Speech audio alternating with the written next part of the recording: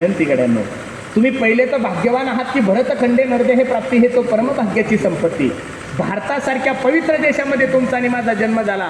अरे बाकीचे स्वर्गीचे आम्हाला इच्छिता ती देवा, इथं मृत्यू लोकामध्ये जन्म घेण्यासाठी स्वर्गातील देव सुद्धा तरसतात.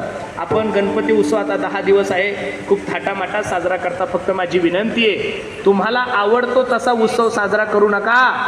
शास्त्राने जे सांगितलं ते करा. हल्ली काय झालंय माहितीये का, लोक आपल्या मनामनाने परमार्थ करायला लागले.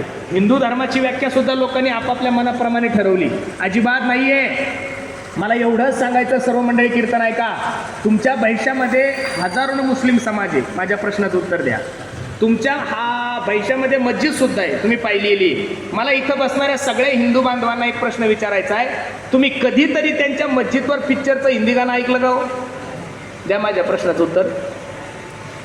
त्यांच्या मस्जिदवर तुम्हाला नमाज सोडून दुसरं काही ऐकायला भेटणार नाही. प्रश्नाचं उत्तर द्या. मला सर्वांना प्रश्न विचारायचा आहे. मुस्लिम धर्माचे लोक त्यांच्या मस्जिदवर हिंदी गाणं लावत नाही, 1.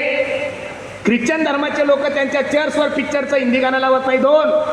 बौद्ध धर्माचे लोक त्यांच्या बौद्ध विहारावर हिंदी गाणं लावत नाही, 3. जैन धर्माचे लोक त्यांच्या जैन मंदिरावर हिंदी गाणं लावत नाही, 4. तर इथं बसणाऱ्या सगळ्या हिंदू बांधवांना माझा प्रश्न आहे, 10 दिवस गणपती बाप्पा समोर तुम्हाला पिक्चरचे गाणे लावण्याची परवानगी दिली कुणी? हा पहिला प्रश्न आहे माझा.